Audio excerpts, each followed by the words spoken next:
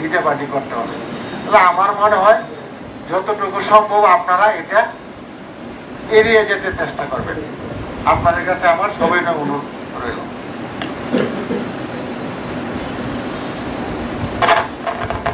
পুরুষ মহিলা ঢোকার এবং প্রবেশের আলাদা আলাদা গেট করবেন। একটা গেট দিয়ে পুরুষ মহিলা প্রবেশ করলে বিভিন্ন রকমের প্রতিবন্ধকতার সৃষ্টি হইতে পারে। মাথায় রাখবেন আপনাদের মা বোন, আমাদের মা বোন যারা, আমরা তো সবাই হিন্দু মুসলমান সবাই মিলেই আমরা উদযাপন করি পূজাটা, যাতে কারো